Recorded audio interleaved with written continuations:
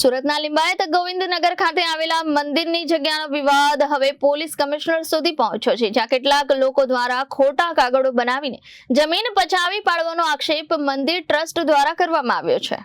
લિંબાયત ગોવિંદનગર ખાતે મંદિરની જગ્યાને લઈને સુરત પોલીસ કમિશનર કચેરી ખાતે આવેદનપત્ર આપવામાં આવ્યું હતું। જીયર સ્વામી મઠ પુરી કે જે એક રજિસ્ટર્ડ પબ્લિક ટ્રસ્ટ છે, તે ટ્રસ્ટના પ્રત્યક્ષ કબજા ભોગવટા વપરામાં છેલ્લા 36 વર્ષ ઉપરાંતથી ચાલી આવેલ છે, જે સર્વે નંબર 83 સહિતના અન્ય સર્વે નંબર 80 થી 82 સહિતની જમીનનો ટાઉન પ્લાનિંગમાં સમાવેશ થતા ટીપી સ્કીમ નંબર 39 ફાળવણી પ્લોટ નંબર 39 આપવામાં આવેલ હતો, જે ગોવિંદનગર સોસાયટીમાં આવેલ છે।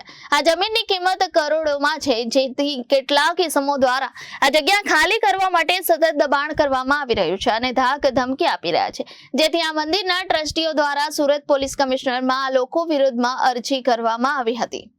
મારું નામ સાગર વેલ્લી છે, હું પોતે વકીલ છું અને સામાજિક કાર્યકર્તા પણ છું અને આજે કમિશનર કચેરી ખાતે આવેદનપત્ર આપવાનું એક જ રીઝન છે।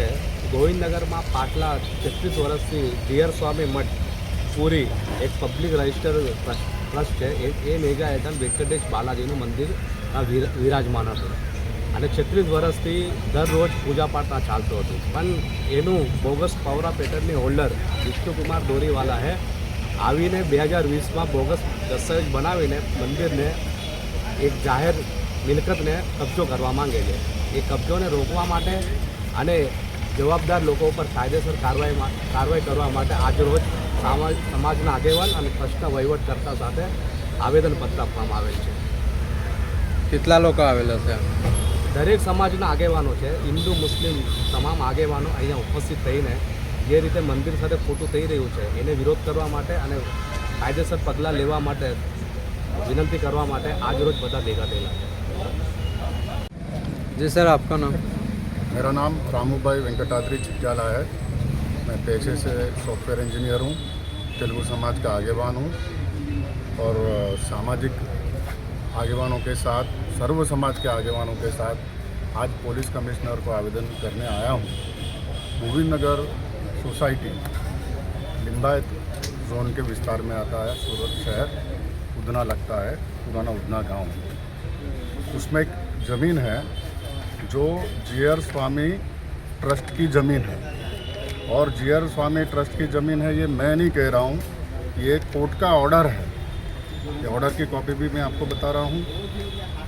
एक ज़माने में 2004 में कोर्ट का ऑर्डर आया है कि ये जो जगह है, दो पार्टी के विरुद्ध में जो डिस्प्यूट चल रहा है उसमें समाधान हुआ है और उसमें विष्णुभाई दोरीवाला एंड कंपनी उन्होंने स्पष्ट रूप से स्वीकार किया है कि हाँ, ये जगह जीयर स्वामी मठ की है और आगे से इस ज़मीन के बारे में हम ना सोचेंगे, ना कोई वाद विवाद करेंगे, ना कोई कब्जा करने जाएंगे। और इस ऑर्डर में क्लियर कट लिखा हुआ है, 2004 में लिखा हुआ है कि 16 साल पहले से वहाँ पर मंदिर कायम थी, निरंतर पूजा पाठ वहाँ चल रहा था। उसके बावजूद कोर्ट का ऑर्डर को धिक्कार करके आज 2004 माने 2020 में उन्होंने बोगस एक दस्तावेज़ बनाया है और ये बोगस दस्तावेज़ के आधार पर वो भाई दावा कर रहे हैं कि मेरी ज़मीन है करके कि मंदिर को हटाओ, यहाँ से मंदिर को तोड़ो, और ये कह रहे हैं कि आप लोगों को यहाँ पूजा करने का कोई अधिकार नहीं है। भारतीय नागरिक को हमारे संविधान में बहुत स्पष्ट रूप से अधिकार दिया गया है, राइट टू वर्शिप, पूजा करने का अधिकार। सर्व समाज को जो ईश्वर को वो मानते हैं उनकी वो पूजा कर सकते हैं। तो यहाँ पर हमारा जो प्राथमिक अधिकार है उसे हनन करने के लिए एक बहुत बड़ा षड्यंत्र रचा गया है, क्योंकि उस ज़मीन की कीमत आज की तारीख में करोड़ों में है। एक बात ये है, और दूसरी बात ये है, कब्जा करने के लिए वो विस्तार में वो जाते हैं, सबको धमकाते हैं, तोड़फोड़ करते हैं। ये सारी चीज़ें जो क्रिमिनल एक्टिविटी में आता है, तो हम कमिश्नर साहब से आवेदन करते हैं उनके ऊपर तात्कालिक एक्शन लेकर हमारा जो पूजा करने का अधिकार है, जो फंडामेंटल राइट है, संविधान कॉन्स्टिट्यूशन ने हमको जो प्रोवाइड किया है, उसमें किसी भी प्रकार का हनन ना हो, ऐसी तकेदारी रखे, ऐसी मेरी भावना है। जय हिंद। जी सर, आपका नाम? मेरा नाम नासिर खान सीमेंट वाला है, सोशल वर्कर हूँ, लिंबायत सामाजिक आगेवान। आज रोज़ हमने मेहरबान पुलिस कमिश्नर साहब को विष्णु दोरीवाला के खिलाफ़ और उसकी पूरी टीम के खिलाफ एक आवेदन पत्र दिया है।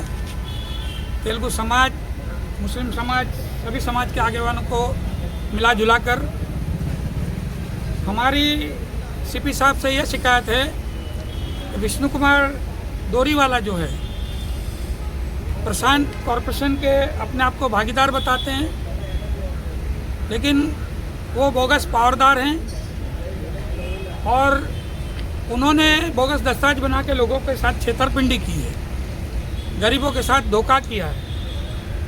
वो दस्तावेज उनका जो बोगस बना है, जिसका पेज नंबर 6 पे वो खुद लिख कर ये दे रहे हैं कि 1970 में एनए की जो परवानगी दी गई है उसके मुताबिक हमने मंजूर प्लान के मुताबिक प्लॉटिंग की है। आप लिम्बायत गोविंदनगर वसाहत में जाकर देखिए तो मंजूर प्लान में प्लॉट की साइज 150 बाई 100 है और मौका वारदात पे 12 बाई 30 है। यानी आपने उद्योग इंडस्ट्रियल जो मंजूरी है उसके बदले रेसिडेंट प्लॉट बना के गरीबों के साथ धोखा किया। अगर आपने रेसिडेंट की मंजूरी ली होती तो बात अलग थी, क्योंकि मंजूरी लेने के लिए जो फिरोज शाह मेहता एंड कंपनी थी वो पूरी की पूरी मर चुकी है। जब वो लोग जिंदा ही नहीं है, बाबा जी असल जो मालिक है वो जिंदा नहीं है, तो आपको पावर दिया किसने? और अभी नया राज्य सरकार का ये कानून आया है कि आप किसी को पावर देते हैं अपनी ज़मीन का, तो उसकी व्याख्या नक्की करने के लिए आपको सब रजिस्टर ऑफिस में जाना है। ऑन कैमरा आप जिसको पावर देते हैं उसकी व्याख्या आपको वहाँ ऑन कैमरा बतानी पड़ती है कि मैं सागर वेल्दी एडवोकेट को अपना पावर देता हूँ सिर्फ और सिर्फ कोर्ट के कामकाज के लिए। इस तरह का कानून आया है। यहाँ तो मामला पूरा उल्टा है।